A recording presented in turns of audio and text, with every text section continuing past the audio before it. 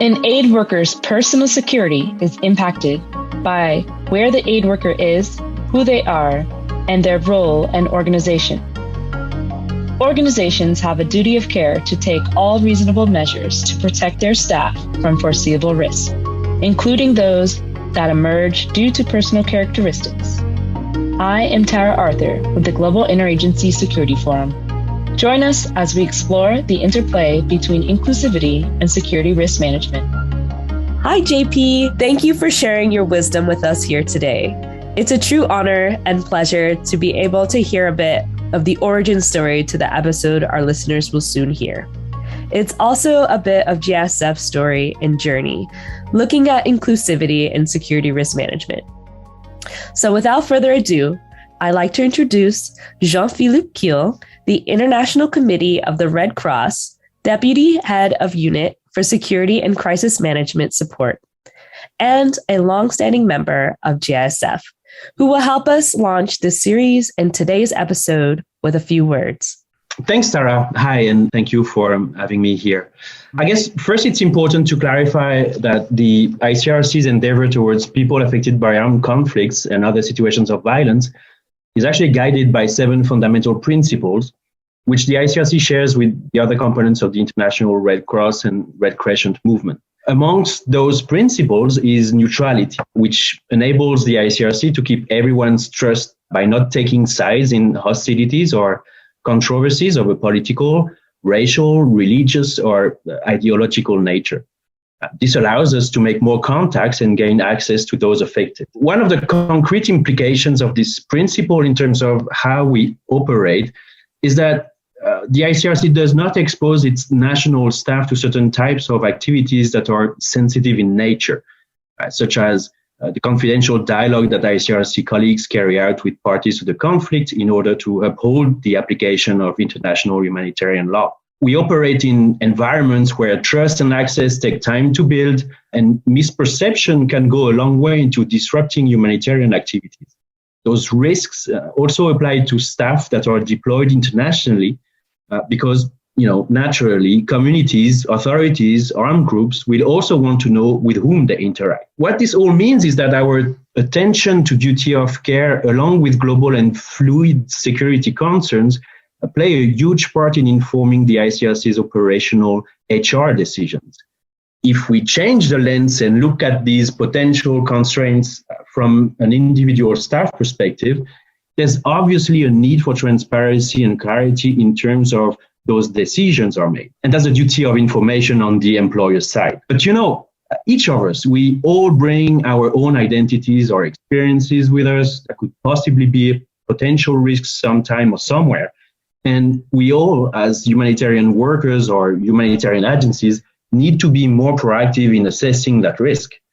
So the origin of this particular project that researches a person-centered approach to security risk management, it comes from a workshop that was organized by the GISF back in May 2020. It was called Security Incidents Through the Perspective of Diverse Profiles, and I feel lucky to have participated to it. One of the key conclusions was everybody has a risk profile, and this stuck with me. And so I wanted to dig further. I saw this as an opportunity to consolidate several aspects of security risk management practices at once and further contribute to staff members' individual security, as well as ICRC's duty of information. I have to say we are extremely lucky that our initiative was warmly welcomed by our diversity and inclusion, as well as HR colleagues, and also received the financial backup of our innovation unit. This was a truly transversal collaboration from which we obviously learned a lot and on which we keep on building to this day. I will leave you in the expert hands of my colleague Pegah, who did an excellent job at spearheading this project for us. Good morning, Tara. It's good to see you. It's nice to see you as well. How are you doing? I'm great. Thank you for joining us for this podcast. And this episode, we're going to be talking about inclusivity. And it's such an honor to have you here. It would be great if you could just start off with telling me a little bit about yourself. Sure. Well, first of all, thank you for having me. It's great to be here. My name is Pegah Rajabi, and I have been working for the past few years with the ICRC in the Security and Crisis Management Support Unit. And in recent months, I've been working on a project to help the ICRC adopt a more person-centered approach to security risk management. A little bit of background, I was born in Iran, and my family immigrated to Canada when I was quite young. So I grew up here, and I'm speaking with you today from Vancouver. Thanks, Pegah. That's really interesting to hear a little bit more about you. I'd love to actually dive into the issue of inclusivity a bit. And can you tell me a little bit on how you frame it and what kind of language do you use? And then maybe you can share a little bit more about your project as well. Yeah, sure. So inclusivity, especially within the humanitarian sector, is the idea that I think comparing the idea of equity and equality is something that I find very helpful. So when we apply an equality approach, we're giving everyone the same thing. And this is something that's very much promoted within the humanitarian sector. It's very intuitive. But when it comes to security in particular, what I find is much more useful is an equitable approach to security in which we give everyone what they actually need. So that means a one-size-fits-all does not apply, and everybody needs to have kind of a catered approach to manage their own security and keep everyone safe. Now, we often use the terms diversity and inclusion or diversity, equity, and inclusion. And I think these are very broad terms that apply to a whole range of topics. But I think when it comes to security, the language that we found most helpful is to have a person-centered approach to security risk management.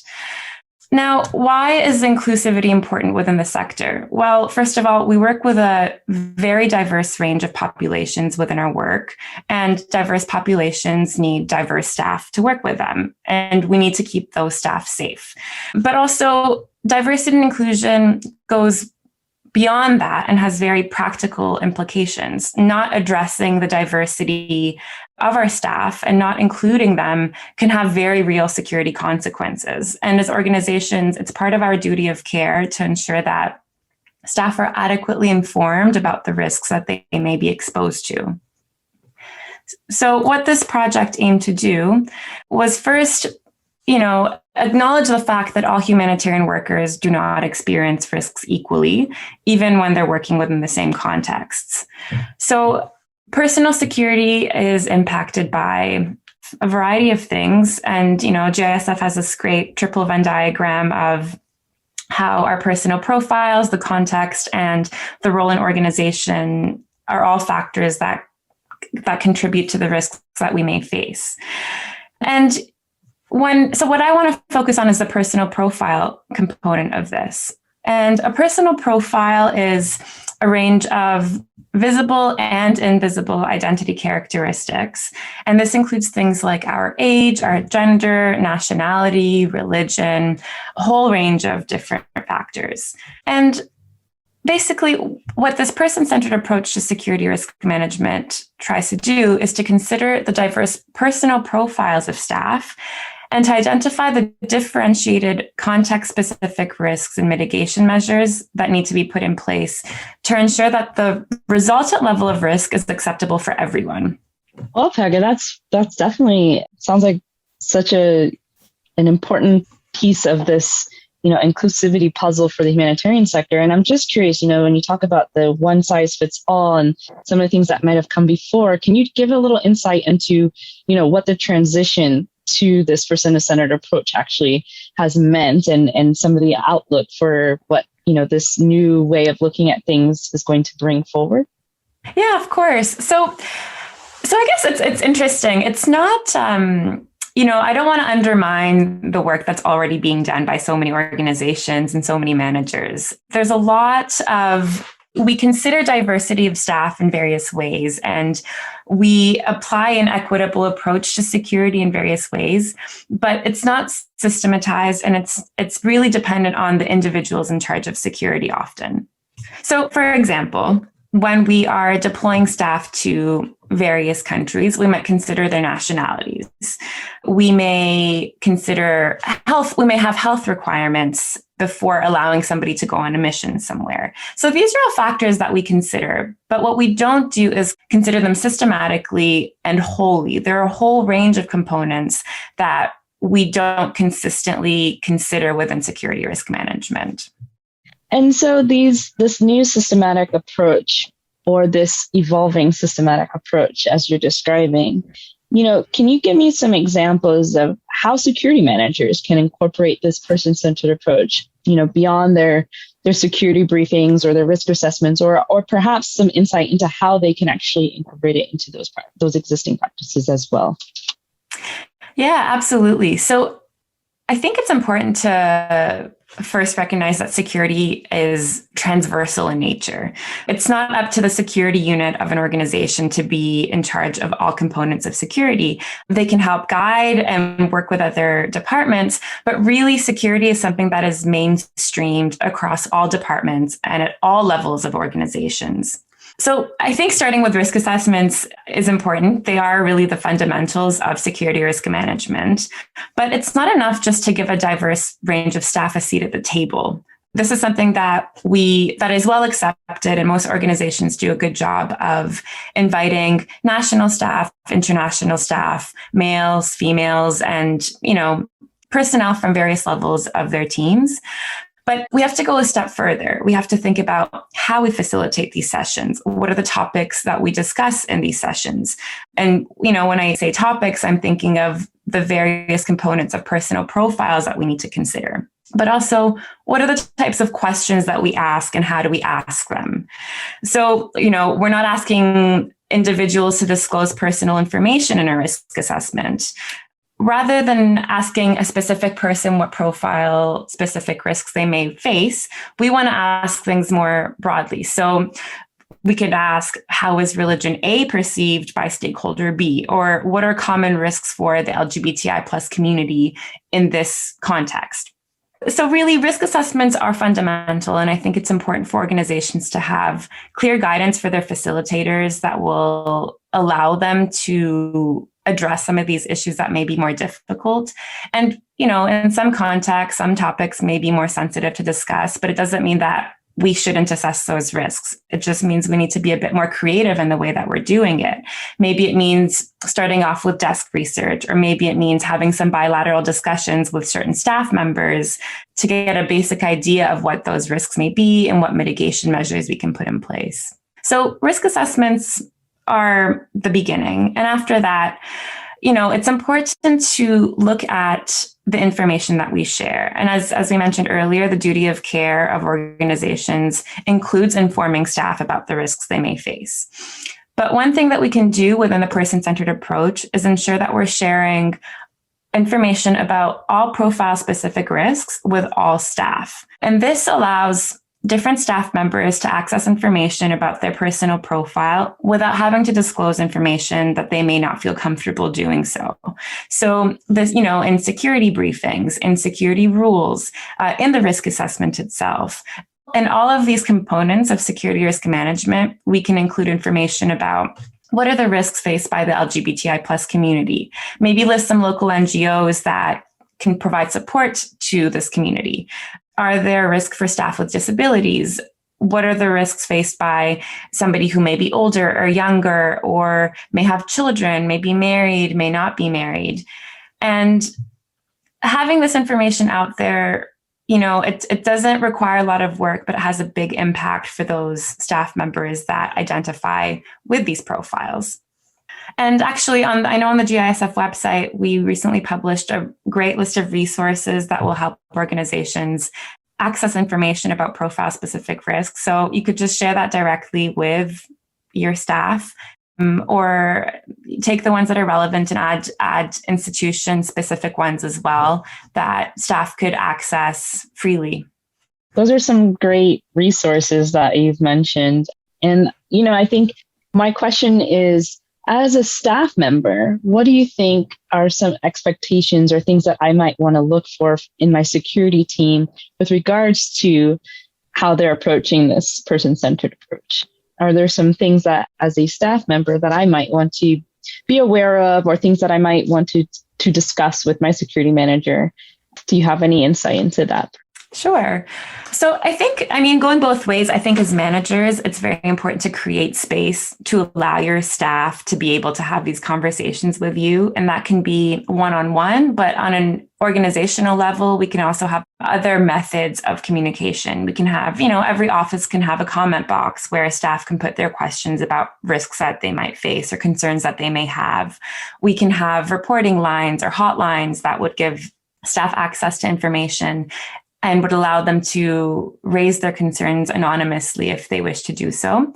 But as a staff member, security is everybody's responsibility. We are all in charge of our personal security, and giving staff the agency and the resources to take ownership of that is actually very good security practice. Handing somebody a list of security rules and saying, this is the curfew and these are the places that you can't go, and never talking about it again isn't very helpful. But having conversations with staff, involving them in the decision making, and getting to a point where everybody understands what the security risks are and why some of the rules are in place helps compliance with the rules, but it also allow staff to have agency over their own security. So as an individual staff member, I would say if you have concerns, listen to your gut and raise them. You are more aware of the risks you may face than anybody else. And as women, we've lived our whole lives considering things and doing risk assessments, even if we weren't doing it consciously. So don't be afraid to raise your concerns and have those conversations. And, when we did our project at the ICRC, we started off with a global survey and we did some interviews with staff. And one of the key findings was that staff were very much willing to have conversations about their personal profiles and the risks associated with them, with their managers and with the organization. It was really more that managers weren't initiating these conversations. And I think sometimes there's a fear of discrimination or a fear of judgment, or it's difficult to have conversations about some topics that are a bit more sensitive. But not having those conversations is not an option. We can't pretend that certain risks don't exist, and it's better to have the difficult conversations in a place where we can still address them. So have those conversations in the risk assessment, discuss with your teams, have weekly discussions, having security working groups with a whole range of staff around the table is very good practice as well. And it's a good place to discuss some of these things that fall into the person-centered approach.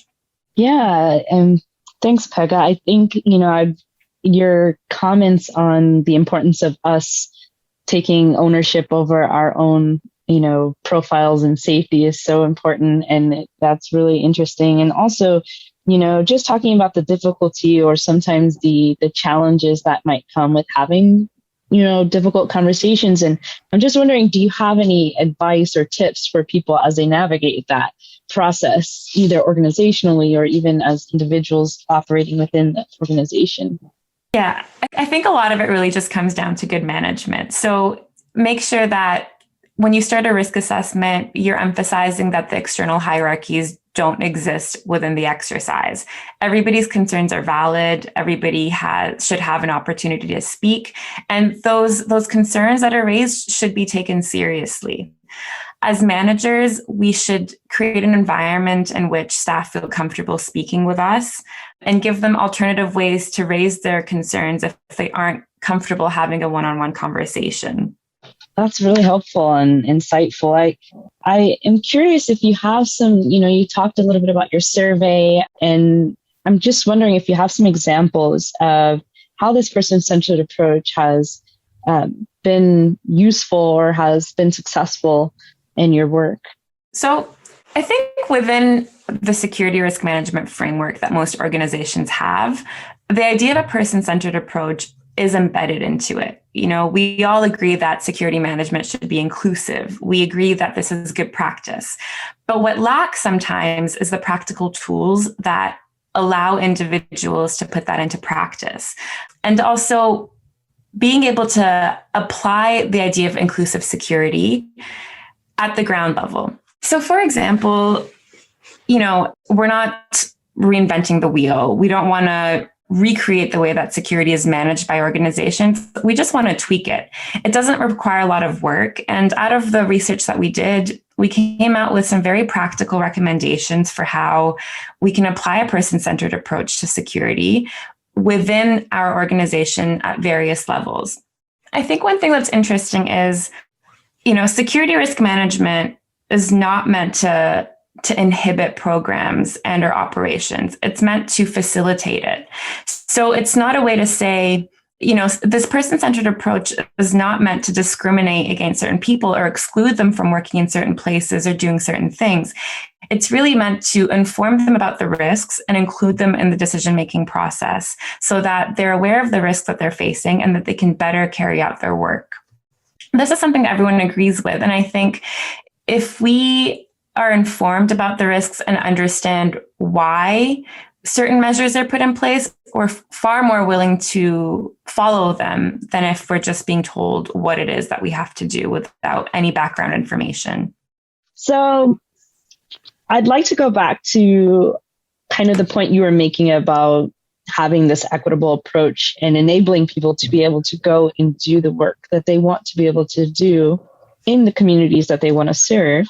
And in order to do that, how can we take this very, important policy work that's underway on a person-centered approach? And what are some of the practical realities? And how does this look when someone actually comes to you or the organization and says, this is my situation and this is where I'd like to go, or this is the opportunity that's been given. How can we make this possible?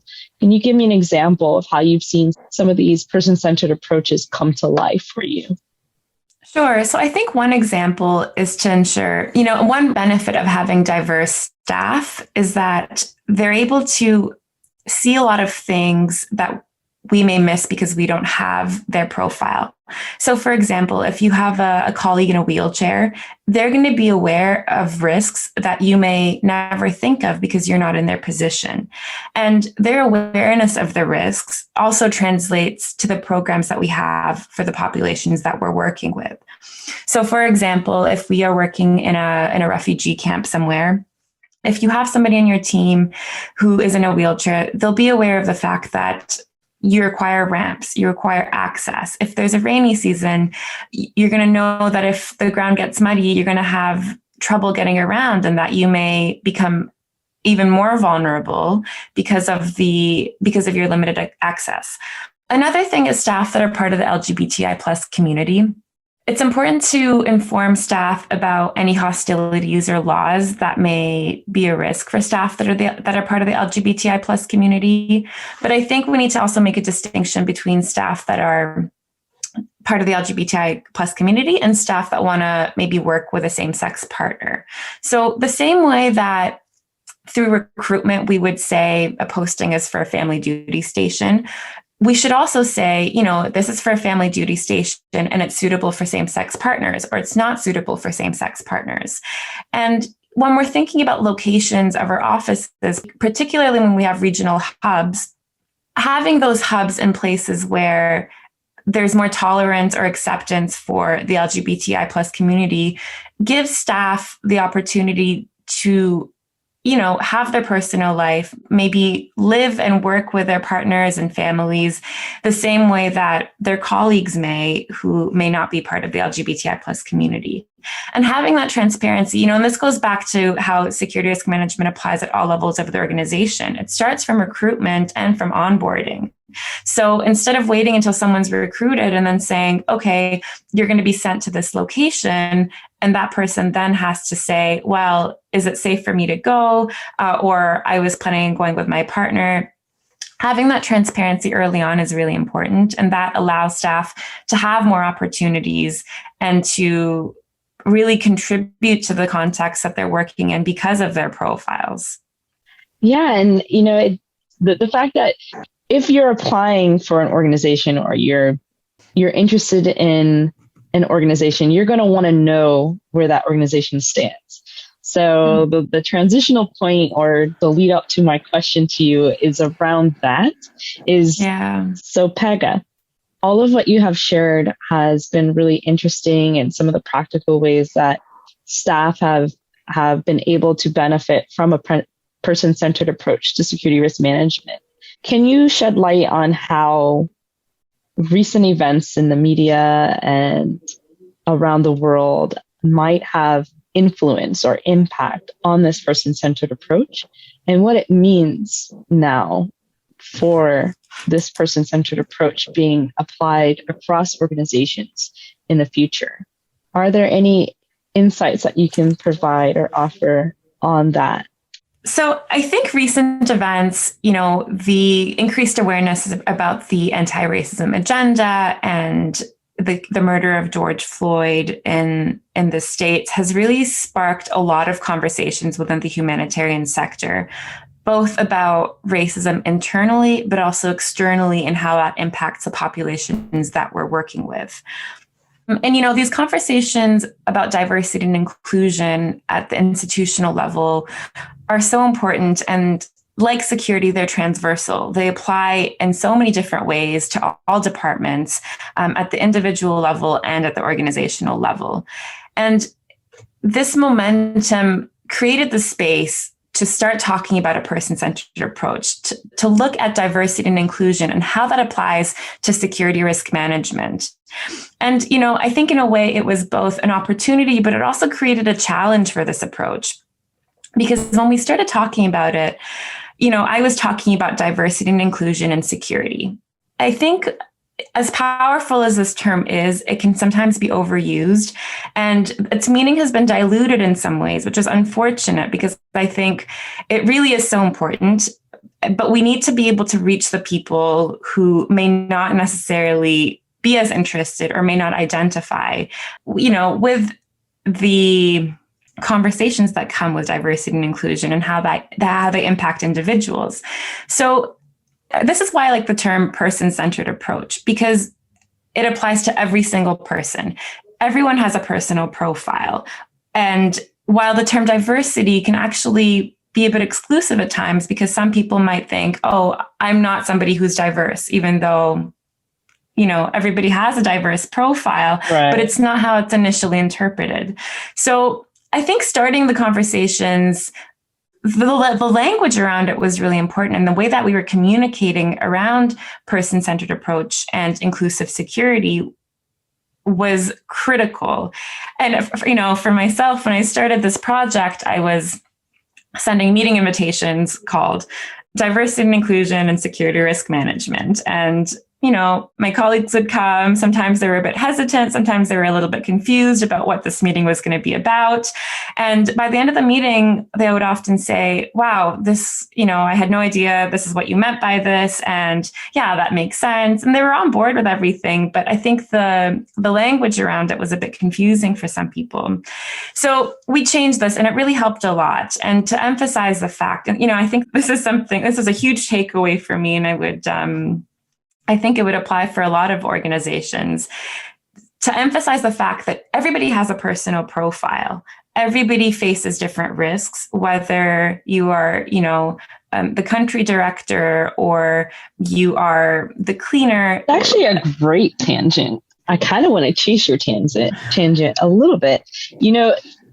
What you were talking about, the communication and I feel like, what you were just sharing is really interesting and provides some really nice insight into how organizations might adopt a person-centered approach in a practical way for security managers, and being able to have wider adoption if that's needed where they work.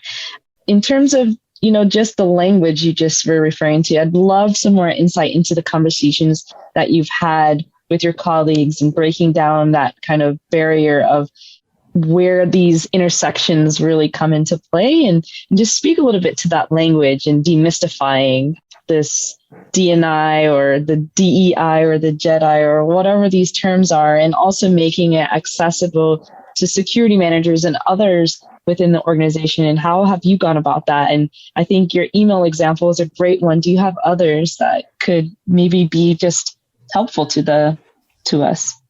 Yeah, the language is it's so critical. And I think JSF was really the trailblazer in starting this approach when you guys wrote the paper on managing the security of aid workers with diverse profiles.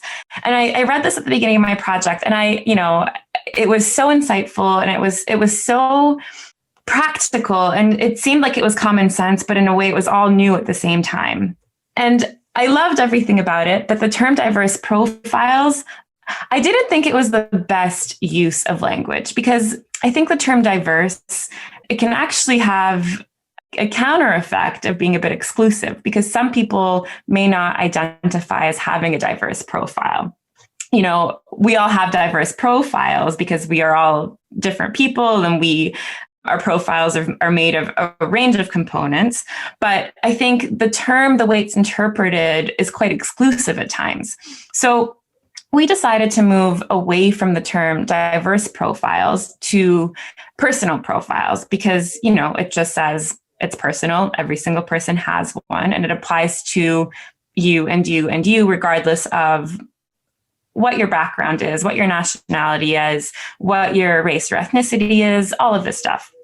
So, yeah, I mean, we had a bit of an evolution with the term, starting off with diversity and inclusion in security risk management, towards inclusive security risk management, and finally to a person-centered approach to security risk management.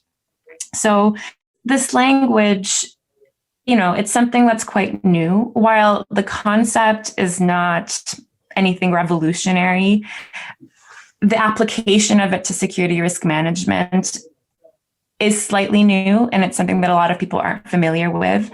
And I think the initial communication around this topic is really crucial to reach the people that aren't already involved in the conversation. We don't want to preach to the choir. We want to be able to have these conversations with all staff, those making decisions, individuals within a project. So, I think it's still a work in progress. It's very new. And the concept is something that is developing very quickly. I think it really is the way forward for how we manage security in the humanitarian sector. The same way that the anti-racism agenda spurred the conversations of diversity and inclusion, and that became more applicable to security risk management in the last year. I think they've got a bit of a reciprocal relationship.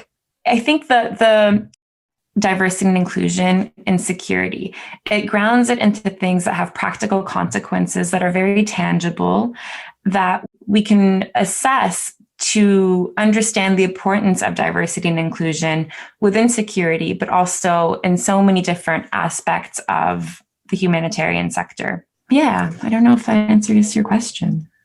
You most definitely did. And I think as we in the sector do talk and make the shifts, I think that is an important acknowledgement of where we're going, as a community, and talking about this person-centered approach and being able to learn and evolve from those practices. So that's great. It's really interesting to hear from you on that.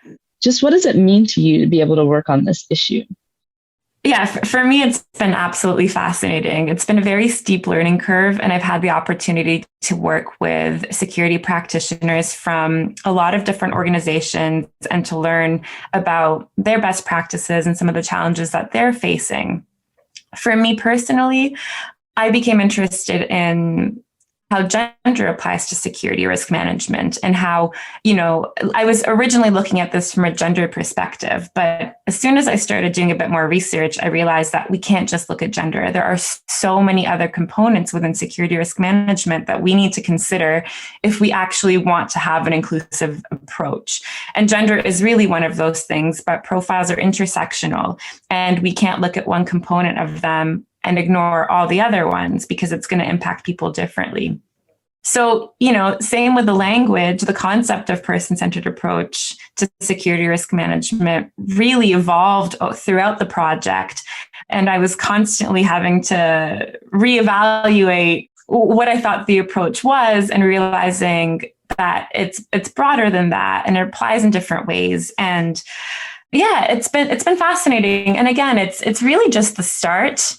this project that we worked on at the ICRC was the beginning of something that's going to last, hopefully years. We did the initial research and came up with a list of initial recommendations, and we created some practical tools that would help adopt this approach.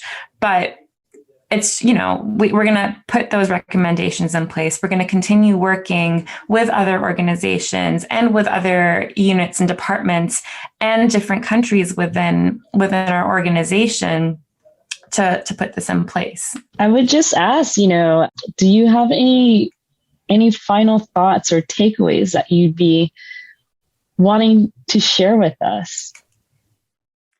Yeah, I think one thing that has been a big theme in understanding the person-centered approach is that we all have unconscious biases.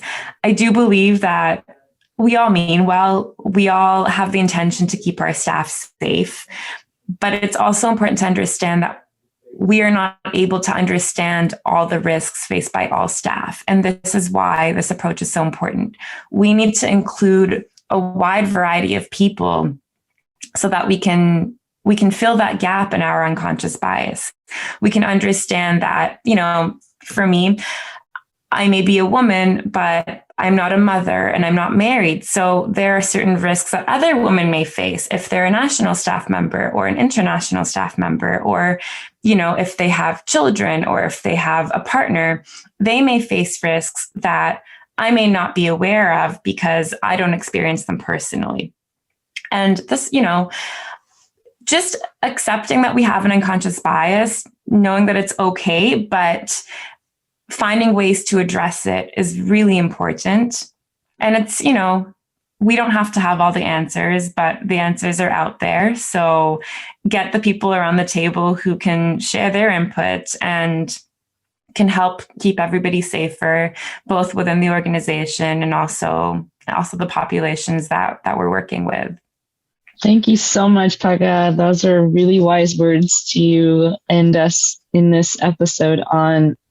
So I want to thank you for your time and just your wisdom and contributions to the work being done. And we look forward to having more conversations with you in the future. Thank you, Tara. It's been such a pleasure. The Global Interagency Security Forum is a member-led NGO with a global network of over 130 member organizations and affiliates. We are committed to achieving sustainable access for populations in need through improved safety and security for aid workers and operations. GISF's original research, collaboration, and events drive positive change in security risk management across the humanitarian sector. We operate according to the humanitarian principles and lead on best practices and innovation by pushing for a collaborative and inclusive approach to security risk management.